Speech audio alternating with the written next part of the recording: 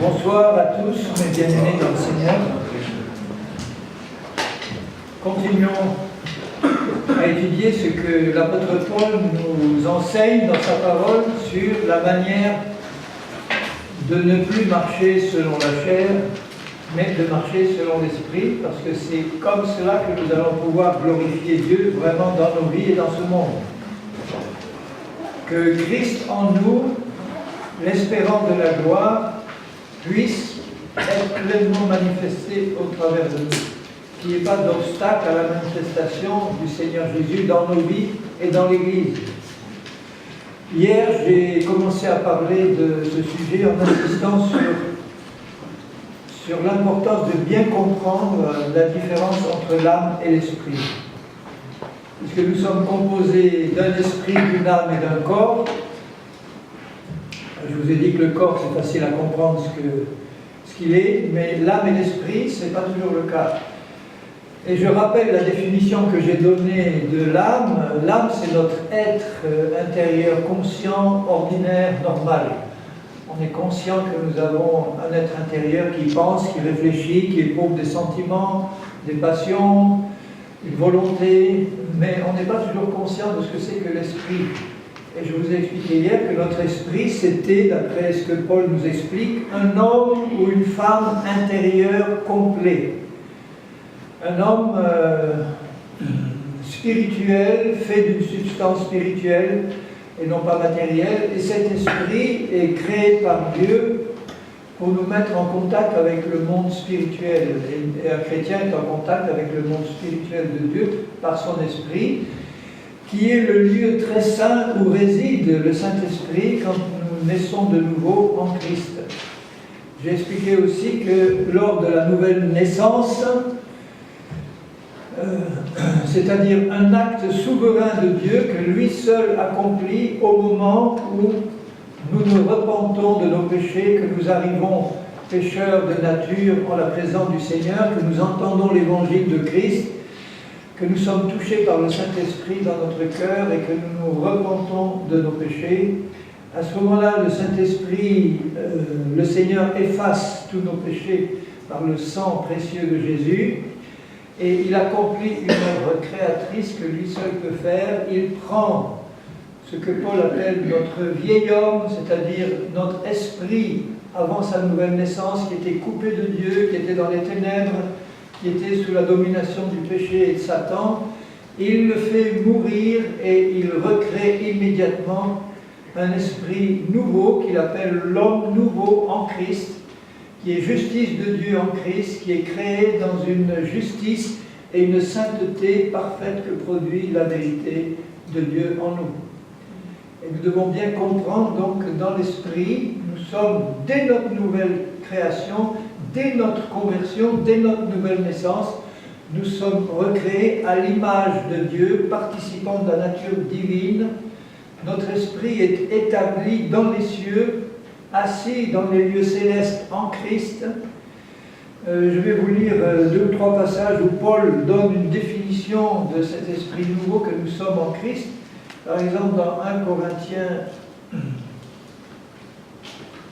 dans 2 Corinthiens 5 et au verset 17, il dit ceci: si quelqu'un est en Christ, il est une nouvelle création. Et c'est notre esprit qui est une nouvelle création. Notre âme ne change pas le jour de notre conversion, ni notre corps.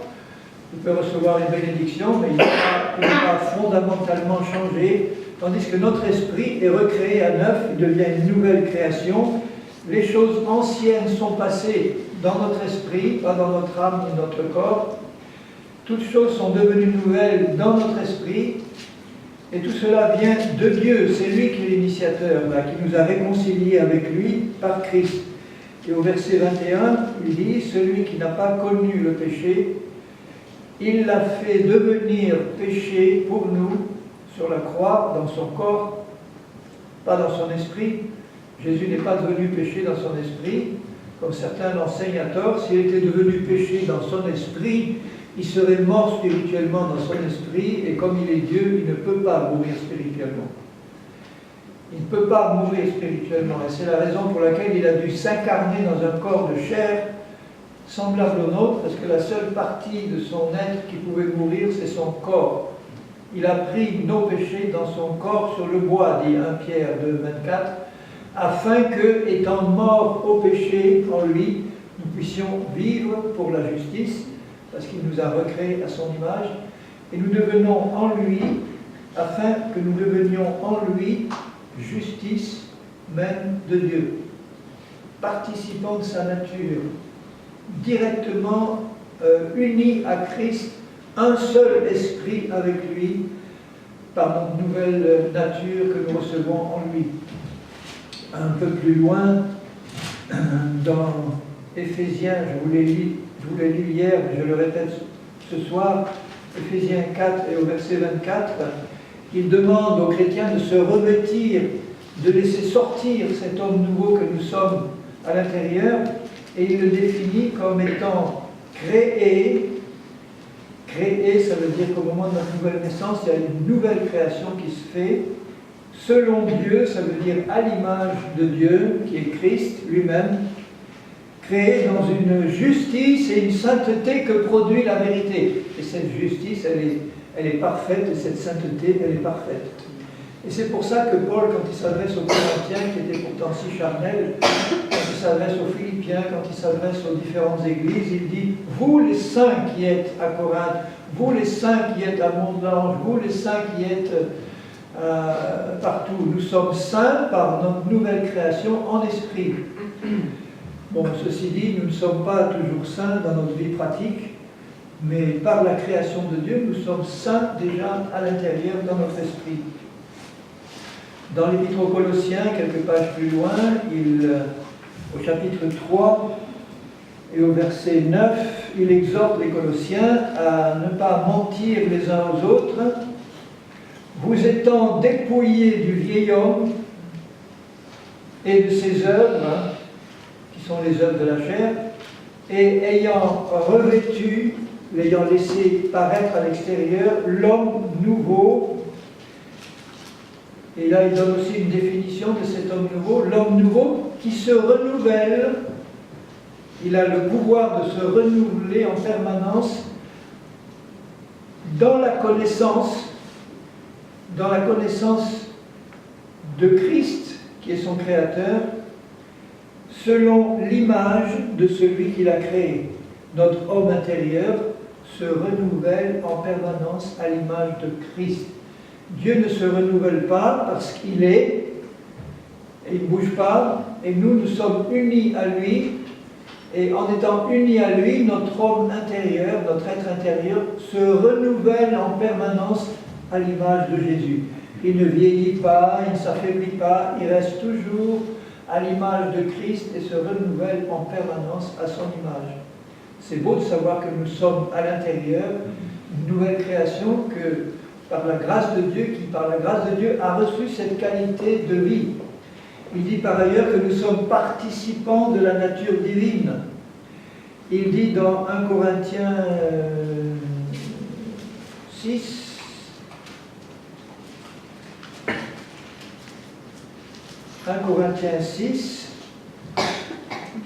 et au verset 17, celui qui s'attache au Seigneur est avec lui un seul esprit. Notre esprit régénéré est un seul esprit avec Christ, tout en étant deux, de même que le Père, le Fils et le Saint-Esprit, tout en étant trois, sont un seul Dieu. Rappelez-vous la prière que Jésus fait dans Jean 17, quand il dit à son Père, « Seigneur, qu'il soit un, comme nous sommes un, toi en moi, moi en toi, que nous tous, nous puissions être un, de la même manière que le Père et le Fils sont un. » Et nous ne pouvons être un que dans notre esprit régénéré, qui a la même qualité pour chacun de nous.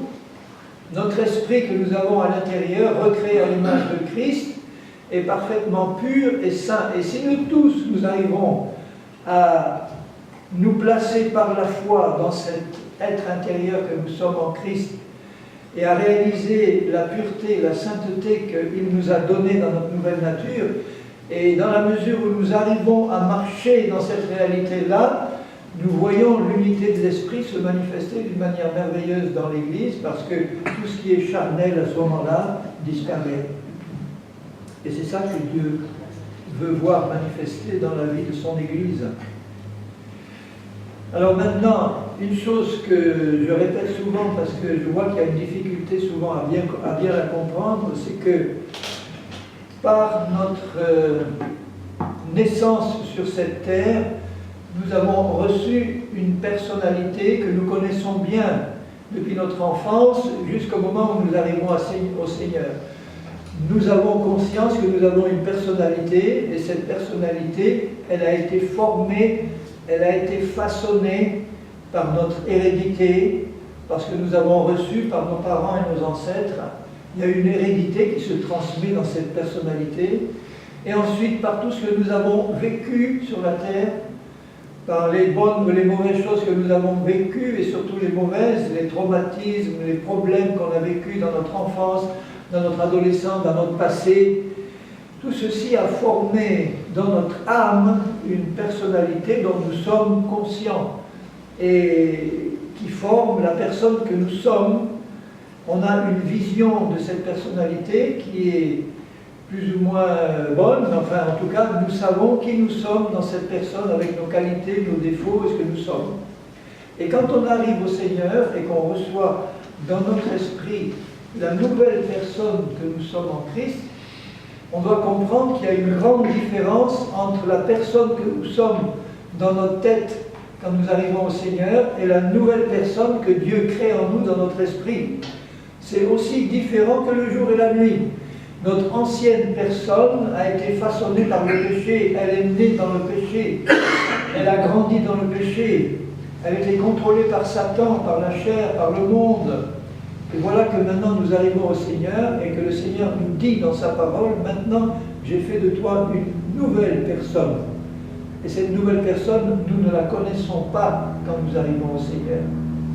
Cette nouvelle personne qui est semblable à Christ, beaucoup de chrétiens ont du mal de réaliser qu'ils sont en réalité cette nouvelle personne à l'intérieur.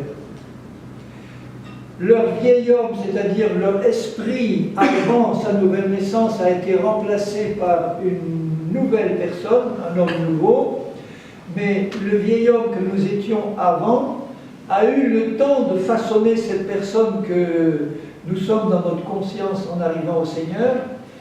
L'esprit ancien a été remplacé par un nouvel esprit, mais au niveau de notre âme, tout ce que l'esprit ancien avait construit dans notre personnalité reste là. Et au niveau de notre âme, il y a des forteresses qui sont là établies dans nos pensées, dans nos raisonnements, dans l'image qu'on a de nous. Et ces forteresses doivent être rasées pour que la vraie personne que nous sommes dedans puisse commencer à se manifester. Vous comprenez bien la difficulté qu'il y a pour beaucoup de chrétiens, parce que tout ça c'est par la foi. Nous connaissons ce que nous étions avant, ce que nous sommes en arrivant au Seigneur, mais on ne connaît pas ce que Jésus a fait de neuf dans nos vies. Et on ne peut le découvrir qu'en étudiant la parole de Dieu et en croyant ce qui est écrit là.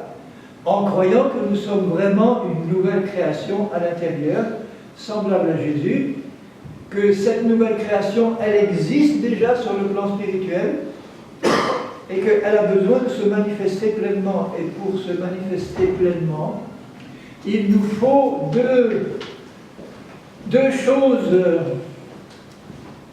essentielles.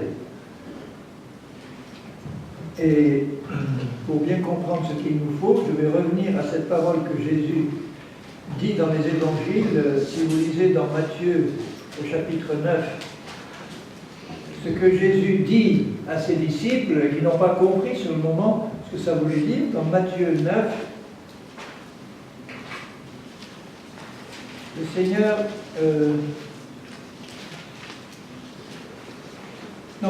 Luc 9, excusez-moi, pas Matthieu, Luc.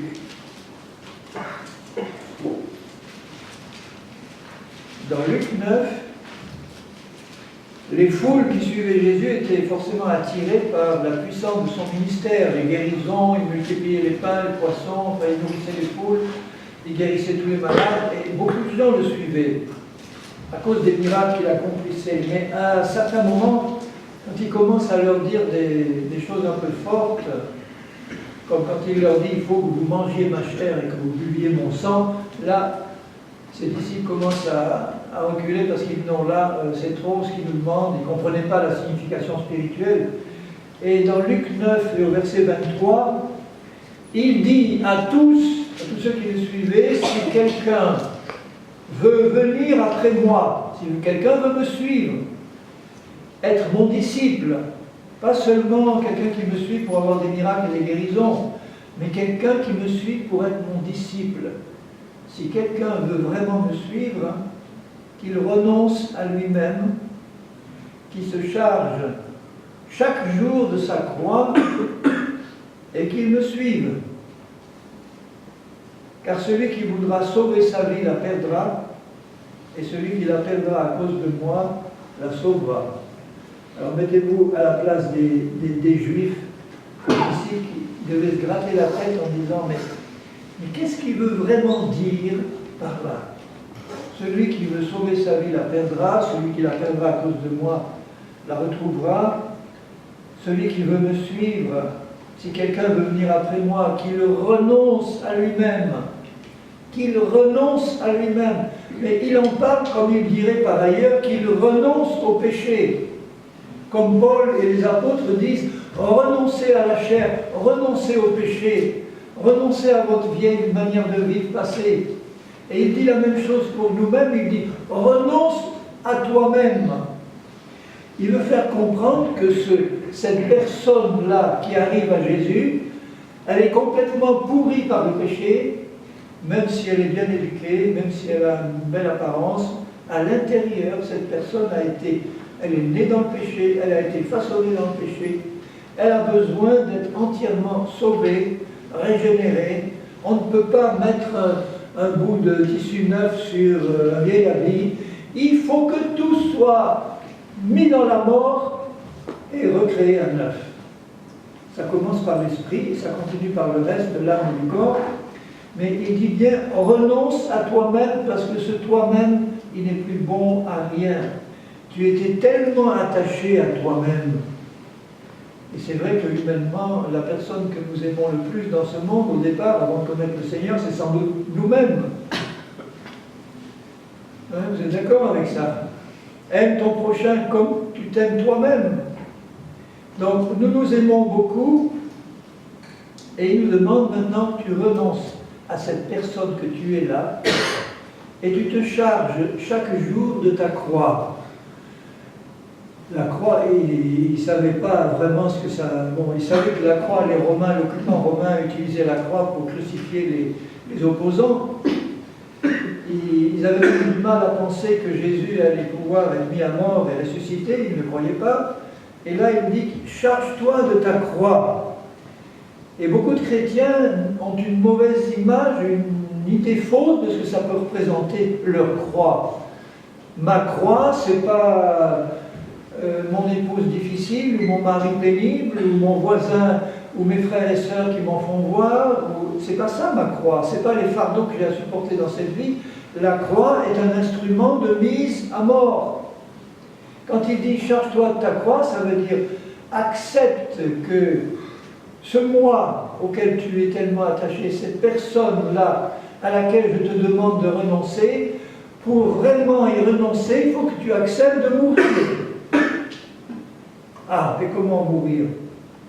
Tu veux dire, Seigneur, qu'il faut que, comme Nicodème qui disait, tu dois naître de nouveau, lui dit Jésus. Mais comment faire pour naître de nouveau? Est-ce que je dois revenir dans le sein de ma mère et ressortir? Comment, Seigneur?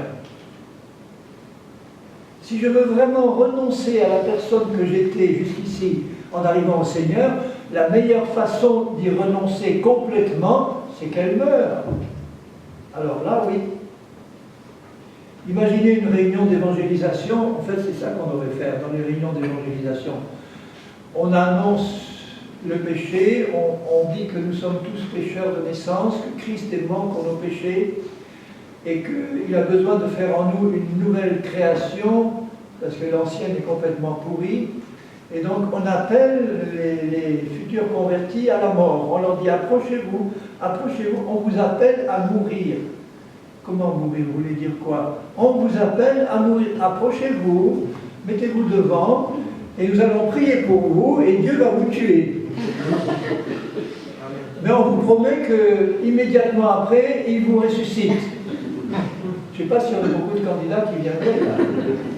Ils ne seraient pas sûrs que ça marche. Imaginez, je pose ma main sur toi, tu meurs. Et ensuite on prie Dieu qui te ressuscite. Et il va le faire. Mais c'est exactement ce qui se passe quand il y a une nouvelle naissance. Quand on appelle quelqu'un pour qu'il se repente là et devant, y compris pour que Dieu rentre dans leur cœur et leur vie, en fait ce qui se passe au niveau de leur esprit, même s'ils ne le savent pas là, c'est que leur esprit passe à ce moment-là, quand il y a une vraie repentance et qu'ils se tournent vers Jésus pour le recevoir, Dieu fait mourir leur esprit et il le recrée immédiatement en nouveauté de vie à son image. Seulement ça se passe dans l'invisible, ça se passe dans l'esprit, ça ne se passe pas dans l'âme et dans le corps là. Mais il faudrait expliquer à ceux qui viennent que c'est exactement ça qui se passe dans leur esprit. Ils sont en train de passer par une mort et par une résurrection de leur vieil homme qui devient un homme nouveau à l'intérieur. Et quand l'apôtre Paul, qui a reçu cette révélation, dit dans l'épître aux Romains, en Romains 6, il parle à ses chers Romains et il leur dit, parce que le problème était le même pour les Romains, les Corinthiens, les Éphésiens, c'était des hommes comme vous et moi, ils avaient les mêmes problèmes que nous, ils avaient les mêmes difficultés dans leur vie passée, ils arrivaient au Seigneur, ils avaient besoin de passer par une nouvelle naissance et ils avaient besoin d'apprendre à marcher par l'Esprit. Et Paul leur dit au chapitre 6 de Romains, il leur dit, que dirons-nous donc? Demeurerions-nous dans le péché afin que la grâce abonde? Il venait de leur dire, là où le péché a abondé, la grâce a surabondé. Alors ce n'est pas une manière de dire, bon, puisque la grâce surabonde, alors restons dans le péché, comme ça on est sous la grâce. Non, c'est pas ça. Nous, il leur dit, nous qui sommes morts au péché, comment vivrions-nous encore dans le péché? Il leur dit, vous devez savoir que quand vous êtes venus à Christ et qu'il a fait de vous, dans l'esprit, une nouvelle personne, vous devez savoir que vous êtes morts en Christ à ce moment-là. Quand Christ est mort, nous sommes tous morts avec lui. Donc vous voyez ce qui s'est passé à la croix il y a 2000 ans. Christ ne s'est pas contenté, entre guillemets, de prendre dans son corps nos péchés, nos iniquités, et la conséquence de tous ces péchés depuis Adam et Ève, c'est-à-dire nos maladies, nos infirmités, la malédiction, la condamnation, tout ça, il l'a pris dans son corps pour nous en délivrer. Mais pas seulement ça, il nous a pris, nous pécheurs, avec lui, dans son corps. Le corps de Jésus est vraiment une merveille. Dans son corps, il a pris tous les pécheurs du monde entier, il a pris nos péchés, nos iniquités, nos maladies, nos infirmités, et il les a entraînés dans sa mort. Et quand il a dit « Je remets mon esprit entre tes mains », son esprit pur est sorti, il est retourné auprès du Père, et sur la croix, pendant qu'il était là en train de souffrir, il s'est passé quelque chose que seul lui-même un jour pourra nous expliquer à quel point il a pu souffrir de ce qui s'est passé à ce moment-là. Lui qui avait reçu dans le sein de Marie un corps pur, qui avait été façonné par le Saint-Esprit, dans lequel il n'y avait pas l'héritage de péché d'Adam. Et dans ce corps pur qu'il a reçu, et dans lequel il a vécu toute sa vie en pureté et en sainteté, voilà que sur le bois de la croix, au moment de ces 3 heures sombres-là, tout à coup, par sa décision, lui, de le faire entrer en lui, il ouvre son corps au péché du monde, et voilà le péché du monde qui entre dans son corps. Il a pris dans son corps nos péchés, nos iniquités, avec leurs conséquences. Et vous pouvez imaginer, essayer d'imaginer ce que peut représenter pour le Dieu saint, pur, qui ne peut même pas voir le péché, qui est saint et pur, de de recevoir dans son corps qui avait été là jusque-là pur, le péché du monde, qui n'a pas contaminé son âme et son esprit, mais jamais Dieu n'avait été aussi près du péché que dans le même corps, il y ait son esprit là qui est dans son corps, encore vivant, et en même temps dans son corps, le péché du monde qui rentre et qu'il est en train d'entraîner dans sa mort. Pour les Juifs, la mort était une impureté. Ils ne pouvaient même pas toucher un mort sans être impur. Et voilà que le Dieu créateur, le Dieu de l'univers, accepte par amour pour nous, de prendre dans son corps l'impureté qui était la nôtre, le péché qui était la mort même, et qu'il entraîne tout cela dans sa mort pour nous en délivrer. Quel amour, quelle grâce, quel sacrifice ça a été pour lui. C'est ça que ça représentait à Gethsémane. Il savait que ce moment affreux allait venir pour lui, et qu'il allait entraîner dans son corps saint le péché du monde. Et quand il est mort, qu'est-ce qui s'est passé? Et tout le péché du monde qui était dans son corps, il ne l'a pas amené auprès de son Père avec lui. Ce péché du monde-là, ces impuretés, sont retournées à Satan, à sa mort. Son corps physique est allé dans la tombe, en attendant la résurrection. Son esprit est allé auprès du Père, enfin, il est allé faire ce qu'il avait à faire pendant ces 3 jours. Et le péché du monde qu'il avait pris dans son corps est retourné à Satan. On en a été légalement délivrés. Et ceux qu'il a pris, nous, les pécheurs, qu'il a pris dans son corps, au moment où il est mort, qu'est-ce qu'ils sont devenus tous ces pécheurs-là qu'il avait pris en lui? Ils sont morts. Terminés. Nous avons dû attendre les 3 jours pour pouvoir ressusciter, et quand il est ressuscité, il nous a recréés vivants avec lui, et il nous a ressuscités avec lui. C'est ce que Paul dit ici. Alors regardez, je lis maintenant avec ce que j'ai expliqué, quand il dit ignorez-vous, parce que beaucoup de chrétiens l'ignorent, nous ne devons plus l'ignorer, nous. Ignorez-vous que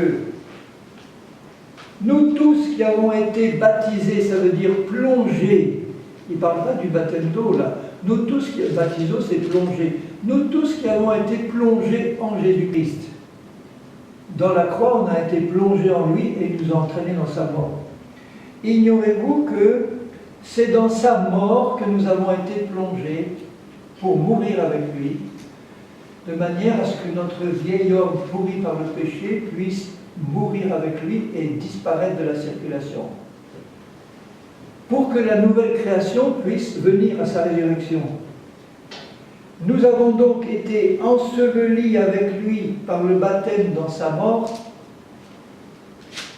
afin que, comme Christ est ressuscité des morts par la gloire du Père, de même nous aussi, nous marchions en nouveauté de vie. Il emploie le mot marcher. Marcher par l'esprit, c'est marcher dans une vie de ressuscité, de résurrection. Et on ne peut pas marcher dans une vie de résurrection si nous ne savons pas qu'à l'intérieur, dans notre nouvelle nature, nous sommes déjà morts et ressuscités en Christ. La croix, c'est là où ça s'est passé, cet instrument de mort. Et se charger de sa croix, c'est accepter de renoncer par la foi à tout ce que j'étais avant comme personne venue dans ce monde en tant que pécheur, pour réaliser que Dieu a recréé en Christ, et qui m'a donné à ma nouvelle naissance, une nouvelle personne entièrement neuve, à son image, qui ne peut pas se manifester si je ne renonce pas à ce que j'étais avant, complètement. Je dois oublier qui j'étais avant, pas oublier de manière absolue, au sens de celui qui perd la mémoire, mais de dire, bon, la personne que j'étais avant de me convertir, et même après, ou que je peux encore rester maintenant, cette personne que j'avais toujours dans ma tête et dans ma conscience, avec ses imperfections, avec ses défauts, ses qualités, on voudrait bien garder les qualités qu'on avait avant dans la nouvelle personne, mais ça ne marche pas ça avec Dieu. Tout doit disparaître. Avant ma conversion, j'étais un homme très patient. Et je m'imaginais que dans ma nouvelle nature, Dieu pouvait conserver la patience que j'avais avant, dans mon ancienne nature, comme si je lui disais, tu vois là Seigneur, ça, cette partie-là, c'est bon, on peut la garder. Le reste, dans ma conception, comme j'étais très imbu de moi-même, il n'y avait pas grand-chose de mauvais finalement à enlever. Mais les bonnes choses, on pouvait les garder. Donc la grande patience que j'avais, tu vois Seigneur, bon, ben, c'est bon maintenant, je la garde, continue d'améliorer le reste, on garde ce qui est bon. Et il fallait que Dieu me fasse comprendre que cette patience-là était une patience humaine, d'une vieille nature, et qui ne pouvait pas subsister dans la nouvelle, qu'elle n'avait rien à voir avec la patience de Jésus, la patience infinie de Jésus, qui était celle que j'avais dans ma nouvelle nature. Mais il fallait que dans ma tête, je me débarrasse de l'homme patient que je croyais être jusque-là. Et comme je n'arrivais pas à le comprendre dans la parole de Dieu, vous savez comment Dieu a agi, il a mis à côté de moi, tout près, certains frères insupportables, certains chrétiens insupportables, de manière à ce que ma belle patience que je croyais avoir explose. Ça, c'est la méthode de Dieu. Quand j'ai compris ça, j'ai dit, ben, Seigneur, vraiment, maintenant, il faut que, par la foi, je m'installe, je crois que j'ai reçu ta nature à toi, une nature semblable à la tienne, et que tu m'as fait le cadeau d'avoir un caractère, une nature dans cette nouvelle nature qui est exactement comme la tienne. Quel cadeau il nous fait là, c'est merveilleux. Et là, il continue, je suis donc à Romains 6, en effet au verset 5, si nous sommes devenus une même plante avec lui par la conformité à sa mort, ça veut dire en français encore plus simple, puisqu'on est vraiment mort avec lui, il faut avoir compris qu'on est vraiment mort avec lui. Alors à ce moment-là, nous le serons aussi par la conformité à sa résurrection. On ne peut pas avoir le beurre et l'argent du beurre. On ne peut pas dire je veux la vie de résurrection, mais je veux garder ma vieille vie aussi. La croix divise l'univers entier en deux. Et la croix, elle passe au milieu de moi. À gauche de la croix, vous avez le royaume de Satan. Et dans ce royaume, vous avez Satan, les démons, la chair, les esprits de ceux qui ne sont pas encore nés de nouveau. Tout ça, c'est à la gauche de la croix. Au milieu, vous avez la croix qui est le passage obligé entre tout ce qui vient du royaume de Satan pour entrer dans le royaume de Dieu doit passer par la croix. C'est la porte obligée. Doit passer par la mort et la résurrection. Satan, les démons et la chair ne peuvent pas franchir la croix parce qu'ils ne peuvent pas, eux, passer par la mort et la résurrection. Ils sont là, bloqués devant la croix. Les seuls qui peuvent passer, ce sont les hommes qui ne sont pas encore nés de nouveau, qui là sont attirés par l'évangile et arrivés devant la croix. En passant par la croix, ils passent par la mort et la résurrection. Et ils ressortent de l'autre côté dans leur esprit régénéré en tant que nouvelle créature parfaite et sainte comme Jésus. Mais quel dommage que nous ne le sachions pas le premier jour de notre conversion. Quel dommage que les chrétiens se rendent compte de ça, beaucoup, le jour de leur mort. C'est quand ils sortent de leur corps en esprit et qu'ils s'y retrouvent dedans, qu'ils réalisent en disant « j'étais si beau que ça, j'étais si parfait que ça. Si je l'avais su le jour de ma nouvelle naissance, ça aurait changé toute ma vie terrestre. » Alors n'attendons pas la mort physique pour réaliser à quel point, à l'intérieur, Christ a fait une création magnifique en faisant de nous une nouvelle créature à son image. Et la meilleure façon de renoncer à ce que j'étais avant, c'est d'abord de m'expliquer ce que je suis maintenant en Christ. Parce que si je ne vous l'expliquais pas et que si je vous disais simplement renoncez à vous-même, renoncez à ce que vous étiez jusqu'ici, vous allez me dire oui c'est bien beau mais je suis quand même attaché à moi, je ne vois pas trop comment. Tandis que si on nous explique ce que Paul a reçu comme révélation en disant mais réalise que que Christ a fait le travail pour toi. Parce que si vous avez simplement dit « je renonce à toi-même », jamais moi j'aurais eu la force de renoncer entièrement à moi-même. J'étais trop attaché à ce que j'étais. Donc il me dit « réalise que moi je t'ai facilité le travail, moi je t'ai pris moi-même en moi et je t'ai fait mourir déjà à l'intérieur. Je t'ai fait ressusciter et je vais t'expliquer la beauté de la création que j'ai fait à toi, pour toi dans ta nouvelle nature. Et quand tu réalises la beauté de ce que tu es en tant que nouvelle personne en Christ, tu n'as aucun problème pour renoncer à ce que tu étais avant, parce qu'entre les deux, il n'y a pas photo. Hein. Entre ce que Christ a fait en tant que nouvelle création et ce que nous étions, en fait, on était une créature de Satan, contrôlée par le péché. Et là, je réalise brutalement que Christ a fait en moi déjà à l'intérieur une œuvre de création. Et je vous disais qu'on a besoin, pour commencer à marcher dans cette réalité nouvelle, on a besoin de faire deux choses toutes simples. Toutes simples, enfin, il faut quand même l'accepter. La première, c'est que j'ai besoin de repentance pour renoncer à ce que j'étais avant. Je n'ai pas seulement besoin de repentance par rapport aux péchés que je commets, je dois me repentir des péchés que je commets, mais je dois me repentir de la personne que j'étais avant.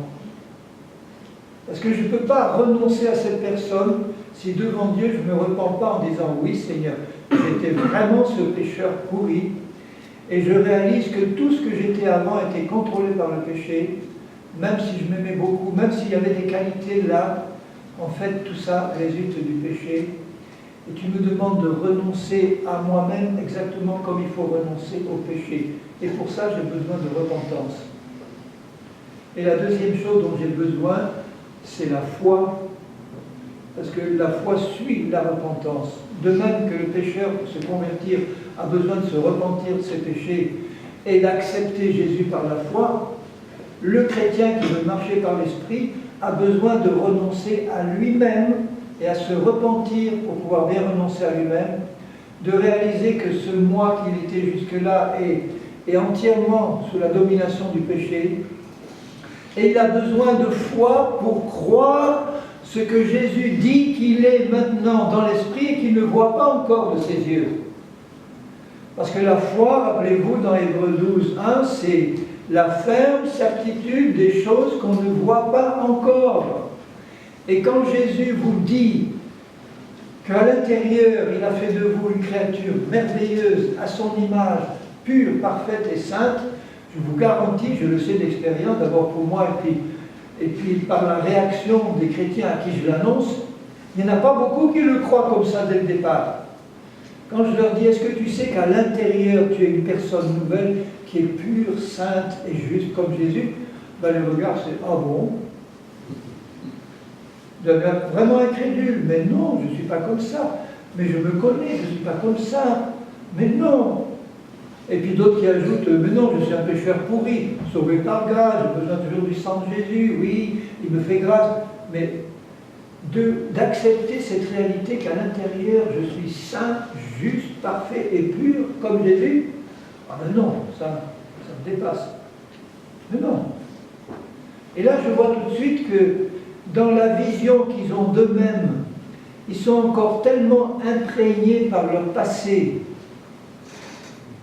de péché, qu'ils ont du mal à dire, mais tout ça, c'est vraiment remplacé par une personne entièrement nouvelle, qui peut repartir à zéro. Je parlais il y a peu de temps avec une jeune femme d'une des églises où j'enseigne là dans la région. On était avec des amis, on était 4 ou 5, et cette jeune femme nous parlait donc elle est convertie depuis 7-8 ans, très bouillante pour le Seigneur, mais en même temps elle nous parlait de son passé, un passé difficile, c'est-à-dire une mère prostituée, un père qui l'avait abandonné à la naissance et qu'elle n'avait jamais connu, violée à 16 ans, une enfance difficile, enfin bref, rejetée par tout le monde, rejeté à l'école, rejeté dans la vie, bref, quelqu'un qui arrive là à Jésus dans un état pitoyable, et qui a quand même reçu le pardon de Dieu, et qui a reçu la vie de Christ, qui aime Jésus de tout son cœur, mais qui en même temps est toujours sous le poids de ce passé-là, dont manifestement elle n'arrivait pas à se débarrasser. Et quand elle m'en parlait, quand elle nous en parlait, je voyais qu'elle pleurait en nous racontant son passé, son lourd passé, de rejet par son père, par sa mère qui avait placé dans des nourrices qui la battaient, enfin bref. Et là, quand je voyais ces larmes et ce fardeau qu'elle avait dans son cœur, bon, j'ai laissé un peu de temps passer, et puis après, avec beaucoup d'amour, je lui ai dit, écoute ma sœur, je vais t'apprendre une bonne nouvelle. C'est que quand tu t'es converti à Christ il y a 7 ans, là, peut-être que tu ne l'as pas réalisé, et que je vois que tu ne l'as pas encore réalisé, mais quand tu t'es converti il y a 7 ans, Dieu a recréé en toi, il a recréé en toi une personne entièrement nouvelle qui n'a rien connu de ton passé humain. Cette personne nouvelle-là, son papa, c'est Dieu. Son papa, tu as changé de papa. Tu as eu un papa terrestre qui t'a abandonné, mais ton vrai papa spirituel maintenant, c'est Dieu. Tu es une fille de Dieu qu'il a créée à neuf. Et la nouvelle personne que tu es dedans n'a rien connu du passé terrestre que tu as connu dans ton âme et qui te pèse encore dans ton âme. Toutes les souffrances que tu as sont au niveau de ton âme, mais au niveau de ton esprit, il faut que tu saches que ton esprit, il est pur de tout ça. Ton esprit n'a pas été rejeté, il a été créé avec amour par Dieu. Un Père aimant t'a conçu là, en tant que nouvelle personne, et il t'a créé avec amour. Et il a fait de toi une nouvelle personne qui, dans cette nouvelle personne-là, n'a rien connu de ce passé pénible qui pèse encore dans ton âme. Et dans la mesure maintenant où tu vas réaliser la nouvelle personne que tu es et que tu la reçois par la foi et que tu t'y installes par la foi, tu verras que toutes les souffrances que tu peux encore ressentir dans ton âme, elles vont être guéries, elles vont partir parce que tu vas comprendre que ça concerne maintenant une personne qui, pour Dieu, est morte et enterrée. Que Dieu a fait de toi une nouvelle personne qui n'a pas vécu ces choses-là, et il veut donc que tu oublies, que tu renonces à toi-même, que tu saches que cette personne que tu étais jusque-là, Christ l'a fait mourir, mais réellement dans ton esprit. Parce que si tu mourais physiquement là maintenant, c'est ta nouvelle personne qui monterait là-haut et tu n'amènerais pas en haut tous les fardeaux que tu as eu de ton passé, heureusement. Tu y vas dans ta nouvelle nature et tu jouis pleinement là de la liberté que Dieu t'a donnée dans ta nouvelle nature. Elle écoutait ça parce que c'est une fille intelligente, elle a tout de suite pigé et j'ai vu un immense sourire venir sur son visage. Elle a reçu une libération là. Bon, elle n'était pas encore bien installée par la foi dans sa nouvelle nature, donc elle avait encore des accès qui sortaient de la chair et qui venaient encore la troubler, mais ça a été un moment libérateur pour elle de réaliser ça. Après, il faut qu'elle le vive, c'est-à-dire pour le vivre, il faut le réaliser, le comprendre et l'accepter par la foi, sans le voir. Cette nouvelle personne qu'elle était, elle ne la voyait pas, elle ne la sentait pas, mais Dieu lui annonce là que c'est ça la réalité vraie qu'elle a dans son intérieur. Voilà. Tu es cette nouvelle personne. Et pour pouvoir y marcher, alors je reviens à Romains 6, je lis à partir du verset 5, « Si nous sommes devenus une même plante avec lui par la conformité à sa mort, si on réalise que dans notre nouvelle nature, on est vraiment mort à notre passé, à tout ce qu'on était avant,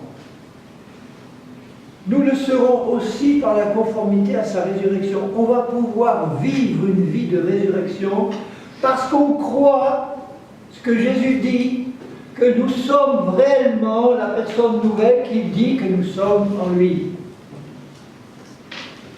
Sachant que, il faut le savoir, notre vieil homme, c'est-à-dire l'esprit ancien contrôlé par le péché que nous étions avant, notre vieil homme a été crucifié avec lui, afin que le corps du péché soit détruit. Ce n'est pas une bonne traduction. La pensée de Paul, c'est: si vous comprenez que à l'intérieur, vous êtes une nouvelle personne et que celui que vous étiez avant, la vraie personne intérieure que vous étiez avant, est morte en Christ et qu'il en a créé une nouvelle, si vous le savez et que vous l'acceptez par la foi, que vous vous installiez par la foi du bon côté de la croix, de l'autre côté de la croix, dans la vie de résurrection où vous êtes déjà dans votre esprit, on doit d'abord le savoir et le réaliser par la foi, l'accepter par la foi, et en l'acceptant par la foi, cette réalité-là commence à se manifester dans notre vie pratique. Parce que c'est par la foi qu'elle se manifeste. Notre vieil homme a été crucifié avec lui, de manière que maintenant la puissance de péché qui est dans mon corps, qui s'appelle la chair, elle soit réduite à l'impuissance. Et vous pouvez commencer à comprendre comment la puissance de péché qui est dans mon corps peut être réduite à l'impuissance, parce que la puissance de péché qui habite dans mon corps, elle est toujours du mauvais côté de la croix. Elle est toujours dans le royaume de Satan. Alors que moi, dans ma vraie nature, pas dans l'ancienne, mais dans la nouvelle, dans la vraie, Dieu m'a fait passer par la croix, par la mort, par la résurrection, et maintenant nous sommes, moi, dans ma nouvelle nature, et la chair, on est dans deux domaines complètement différents et séparés. La chair est dans le royaume de Satan, l'esprit que je suis nouveau en Christ est dans le royaume de Dieu. Et entre nous deux, il y a la barrière infranchissable de la croix. Vous comprenez pourquoi la prédication de la croix, elle ne se fait plus aujourd'hui dans beaucoup d'églises, parce que comme on est dans des temps d'apostasie, dans la fin des temps difficiles, où Satan a réussi à cacher ce message, il n'a pas réussi à cacher le fait qu'à la croix, Jésus nous a pardonné de nos péchés et qu'il a expié pour nous, sinon il n'y aurait pas de nouvelle naissance. Mais cette partie du message de la croix qui consiste à bien expliquer qu'en Christ, nous sommes morts et nous sommes ressuscités, et qu'on peut maintenant marcher concrètement dans la vie de résurrection que nous avons déjà dans notre nouvelle nature, cette partie-là, c'est plus prêché nulle part ou presque. Je suis bien placé pour le savoir. J'ai été 6 mois et demi au Paraguay, par exemple, en plusieurs voyages. C'était l'unique message que je donnais là-bas. Et je me rappelle avoir été... Et on a rencontré des centaines de personnes, pas un seul chrétien qui avait entendu ce message que je vous prêche ce soir. Si, une personne, une chrétienne âgée qui l'avait écouté d'un missionnaire américain 40 ans avant. Autrement, personne n'avait entendu ça. Alors bien sûr, on parlait de nouvelle naissance, on parlait de pardon des péchés, on pratiquait la délivrance, etc. Tout ça, les guérisons, bon. Mais enseigner notre mort et notre résurrection en Christ et comment marcher dans cette vie de résurrection, personne à part une personne.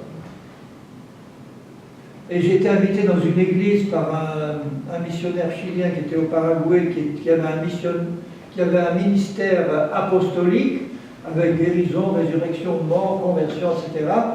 Quand il a su ce que je venais enseigner, il m'a dit: mais tu viens prêcher quoi? Moi, la croix, la marche croix. Mais la croix, on prêche aussi, nous. Alors je commence à lui expliquer ce que je vous explique. Il me dit: ah, ça, tiens, viens dans notre église, je te donne le temps qu'il faut, tu nous expliques bien tout ça en détail. Et je le vois encore, il était là à la deuxième rangée, un missionnaire chilien de type indien, les yeux bien noirs, les cheveux noirs. Il était là assis, il me regardait sans bouger, sans sourire. J'avais l'impression que ça passait pas bien, sérieux comme tout. Et à la fin d'une heure et demie de prédication, d'enseignement, je le vois se lever d'un bond et se précipiter vers moi, les larmes dans les yeux, et il me dit: mon frère Henri, j'ai 40 ans de vie chrétienne, 5 ans de séminaire de théologie aux États-Unis, et c'est la première fois de ma vie que j'entends ce message. Et il me dit: aujourd'hui, je suis né de nouveau. Alors je lui dis, écoute, tu ne vas pas me dire que tu es né de nouveau aujourd'hui. Peut-être que c'est tellement fort que c'est comme une nouvelle naissance. Il me dit, non, je suis né de nouveau aujourd'hui. Je dis, bon, ça va. Bon. En fait, c'était un pasteur très légaliste, très dur avec lui-même, avec les autres. Ça passe ou ça casse, c'est écrit comme ça, bon voilà. Il terrorisait sa femme et ses enfants. Quand ses enfants le voyaient arriver comme ça chez lui, il se précipitait dans le four à pain parce que ça allait barder à la maison. Bref, un caractère fort et dur. Et il a compris immédiatement, et du jour au lendemain, il a été transformé en agneau, au point que sa femme ne voulait plus la voir, elle voulait faire chambre à part, elle a dit, je ne te reconnais plus. Du jour au lendemain. Donc vous voyez qu'on peut commencer à marcher par l'esprit du jour au lendemain quand on a compris qu'on est dans la foi. Et quand elle a vu la qualité de l'homme nouveau qu'elle avait maintenant, elle a dit, ah bon, ben, ça change, je te reprends. Qu'est-ce qui t'a fait ton français, il lui dit. C'est pas ton français qui a fait quelque chose, il lui dit, c'est ma compréhension du message de Paul qui a bouleversé ma vie. Et son fils aîné qui avait 17 ans, qui prêchait déjà la parole, je l'ai vu devant la dernière réunion, devant tout le monde, en pleurant lui aussi, dire, ça m'a tellement ému, j'avais un père et maintenant j'ai un ami. Vous voyez à quel point l'homme intérieur, là, qui disait être né de nouveau sur le moment, a pu immédiatement commencer à sortir. Et quand il a vu l'importance de ce message, il a dit, maintenant, je réunis une équipe, ça c'est l'aspect apostolique qui est ressorti, je réunis une équipe, je vais quadriller tout le Paraguay, et vous savez que là-bas il y a autrement plus de chrétiens en Amérique du Sud que chez nous. Dans la deuxième ville du Paraguay où nous étions, 350 000 habitants, 400 églises évangéliques. Combien d'habitants il y a à Mont-Blanc? Ça veut dire qu'il y aurait par exemple pour Mont-Blanc 6700, 8000, mettons, il y aurait 10 églises évangéliques vivantes. Rien qu'à Mont-Blanc. 10. Là-bas, 400. Et dans le pays, et dans le Brésil à côté, c'était encore plus. Il dit, on va quadriller tout le pays, je vais demander à chaque pasteur, donne-moi 2 heures, et je t'explique ce que c'est que la mort à soi, le renoncement à soi, la marche dans l'esprit. Il connaissait le principal président des assemblées de Dieu ou des pentecôtistes chiliens, parce qu'au Chili, il paraît que 75% de la population est chrétien évangélique. La principale dénomination pentecôtiste du Chili, 1500 églises, c'était son ami, le président, il l'appelle au téléphone, enfin par radio portable, il lui dit, voilà, j'ai compris un message vital, il faut absolument que je te l'explique. Il explique en quelques mots, le président lui dit, nos 1500 églises se sont ouvertes. Et quand on était parti avec ma femme au Paraguay, on avait fait cette prière au Seigneur, Seigneur, donne-nous au moins un homme qui comprend. Parce qu'avec un homme, tu peux changer un pays. Et voilà pourquoi j'ai tant sur mon cœur le désir de faire des séminaires avec des pasteurs, parce qu'une fois qu'un pasteur a compris, il peut l'expliquer à 100 personnes, à 200, à son église. Et c'est dur de réunir des pasteurs pour faire des séminaires de pasteurs. Je vous garantis que c'est dur. Pas ici, puisque ici je suis invité, hein, mais bon. Et parce que c'est un message, frères et sœurs, tellement vital pour l'Église de Christ dans ces derniers temps, que ça devait être un message qui doit être répété et répété tant que tous n'ont pas compris. J'étais dans un groupe pendant 1 an, j'expliquais ça moins bien que maintenant parce que je n'avais pas aussi bien compris, mais quand même, il y en a qui ont compris tout de suite, d'autres qui ont mis 1 an à comprendre. Parce qu'il fallait décaper toutes les couches les forteresses de raisonnement, de faux enseignements qui s'étaient accumulés là, et il fallait y aller au marteau-piqueur pour décaper tout ça, en répétant la vérité, jusqu'à ce qu'au bout d'1 an, je vois un frère jaillir de sa chaise et qui dit « Ça y est, j'ai capté !» Ben, merci Seigneur pour celui qui a capté 1 an après, parce qu'une fois que tu as capté le message, que tu as compris, que tu as cru, tu peux commencer à le vivre.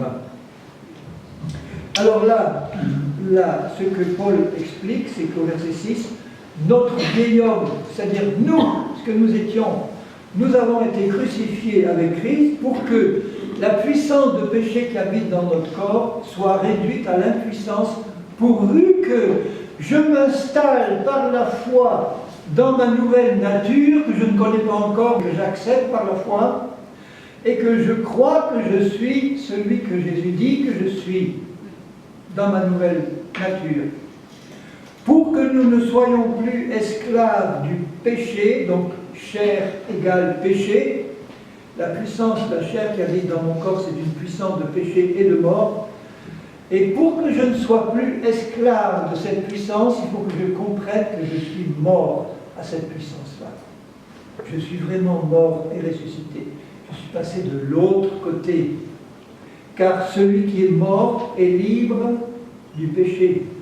Et quand j'ai compris que j'étais mort au péché, mort à la chair, mort à Satan, mort aux démons, mort au monde, mort à tout ce royaume de Satan duquel Christ m'a arraché pour me transporter dans le royaume du Fils de son amour, puisque je suis maintenant assis en Christ dans les lieux célestes, à partir de cette position-là, quand j'ai reçu ça par la foi, je peux commencer à apprendre à le pratiquer.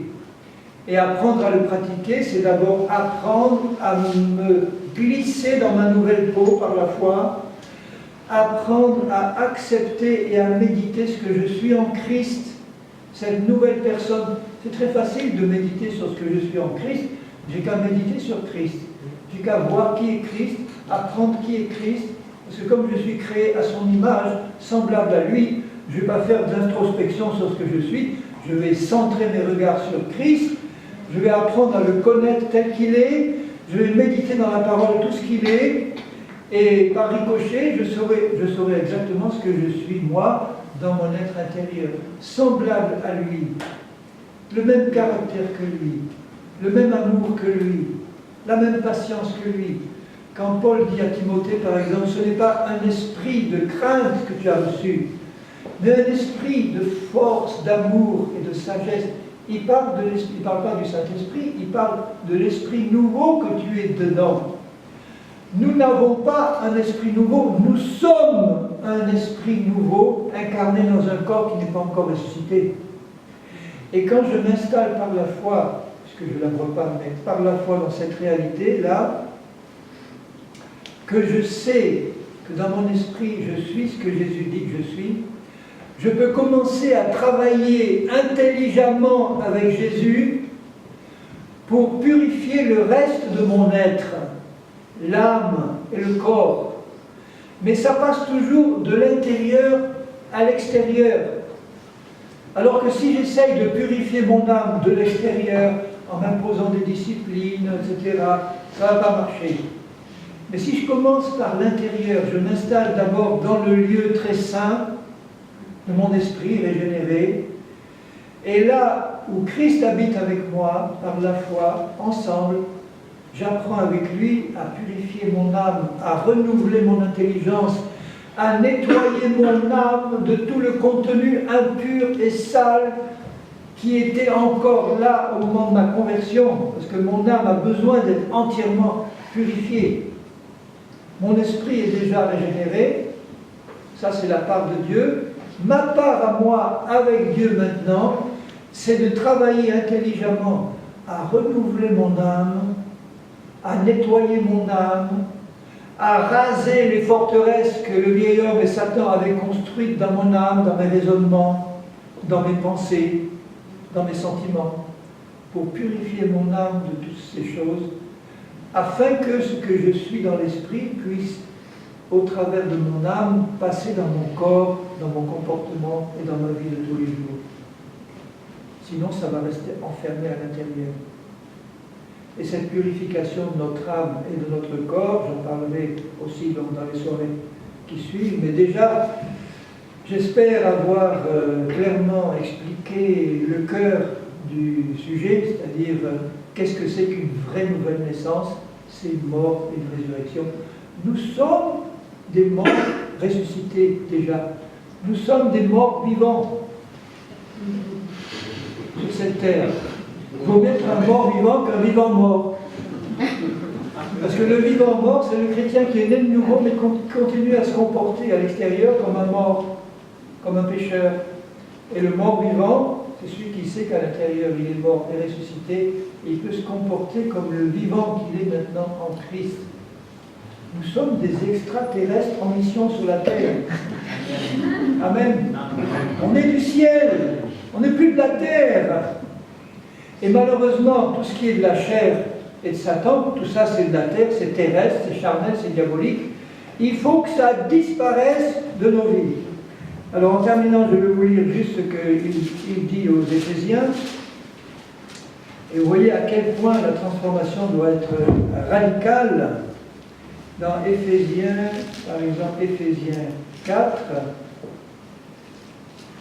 il dit au verset 30, Éphésiens 4, 30, n'attristez pas le Saint-Esprit de Dieu. Comment est-ce que je peux l'attrister? En péchant et en marchant selon la chair. Là, je marche contrôlé par une puissance qui est entièrement étrangère à Dieu et à ma vraie nature. N'attristez pas le Saint-Esprit de Dieu par lequel vous avez été scellés dans mon esprit. On est scellés par le Saint-Esprit pour le jour de la rédemption. Et il dit, regardez, que toute amertume, toute animosité, toute colère, toute clameur, toute calomnie, toute espèce de méchanceté, tout ce qui est mauvais aux yeux de Dieu, disparaissent du milieu de vous. Ça doit être radical. Tout ce qui est charnel doit disparaître. Mais quand nous réalisons que déjà, au niveau de notre esprit, tout ça a disparu, par la nouvelle création que nous sommes, dans notre esprit, tout ça a disparu. Un chrétien qui pourrait recevoir cette révélation maintenant par la foi et s'y installer par la foi, peut immédiatement faire disparaître de son comportement toutes ces choses-là. Parce qu'au moment où la chair se présente pour vous tenter à tomber dans l'amertume, la colère, l'animosité, etc., vous savez que vous, en tant que nouvelle personne, vous êtes dans une dimension dans l'esprit où rien de tout ça ne peut rentrer pour vous contrôler. Vous comprenez? Je visitais avec certains de mes petits-enfants le Marineland d'Antibes, à côté de chez nous. À Antibes, il y a un grand aquarium, Marineland, où vous avez de grands aquariums. Et à un endroit dans cet aquarium, il y a un tunnel de verre qui est entouré d'un immense aquarium où il y a des requins, il y a des créatures abominables qui se baladent autour de vous, et vous êtes dans un tunnel de verre.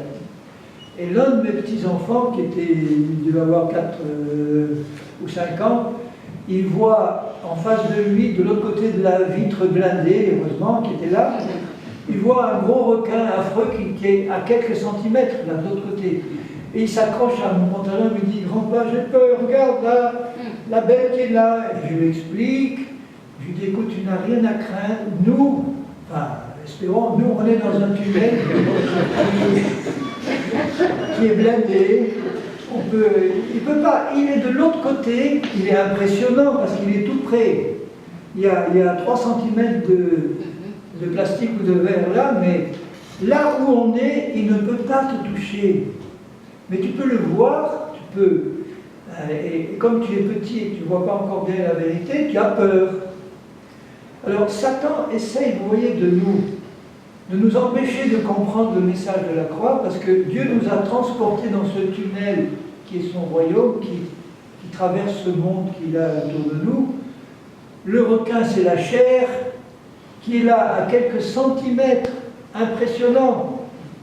Mais si vous ne savez pas où Christ vous a placé, de l'autre côté du tunnel, si Satan a réussi à vous faire croire que vous êtes déjà dans le bain avec le requin, qu'est-ce que vous allez faire? Vous allez passer votre vie à courir pour échapper à la chair, à Satan et aux démons, alors que vous n'avez pas compris qu'il vous a déjà établi dans une dimension où rien de tout ça ne peut rentrer. Et quand il l'a compris, mon petit-fils était un peu rassuré, mais encore pas trop, mais enfin bon, nous adultes, nous, on connaît la vérité, on n'était pas impressionnés par ça. Un chrétien adulte qui a compris où Christ l'a transporté, il ne se laisse plus impressionner par la chair et par Satan. Il sait que là où il est, s'il reste par la foi dans cette dimension-là, rien ne peut pénétrer pour le toucher à l'intérieur. Ça peut toucher mon âme et mon corps, oui. Et je dois apprendre comment résister à Satan et me libérer de cette influence. On verra ça dans les soirs suivants. Comment travailler maintenant au niveau de mon âme et de mon corps pour que la vie de résurrection que j'ai dans l'esprit puisse se répandre pleinement dans mon âme et dans mon corps pour que je puisse pleinement marcher comme Dieu veut que je marche sur cette terre, c'est-à-dire comme Jésus a marché. Et merci Seigneur, c'est possible par la foi. Rien d'impossible à Dieu, et tout est possible à celui qui croit. Et qui nous donne, qu'est-ce qui nous donne la foi? C'est Dieu. C'est lui qui nous a donné une mesure de foi pour nous permettre de croire à tout ce qu'il dit. Utilisons cette mesure de foi qu'il nous a donnée, d'abord pour la développer, et ensuite pour ne croire que à la vérité de sa parole. Si on utilise notre foi pour croire à des mensonges de l'ennemi, notre belle foi va être gâchée, et c'est ce que nous croyons qui va se réaliser, alors que les bénédictions que Dieu nous a acquises en Christ, elles sont là disponibles. Il suffit que nous le croyons, que nous en parlions par la foi pour qu'on les voit se passer dans nos vies. Alors Seigneur, je veux vraiment te bénir pour ta parole. Je veux vraiment te bénir et nous te bénissons ensemble pour ce que toi tu as accompli. Une œuvre unique, Seigneur. Sur la croix, tu as accompli une œuvre unique. Et tu as bien dit, tout est accompli. Voilà, tu as tout accompli par un seul acte de justice.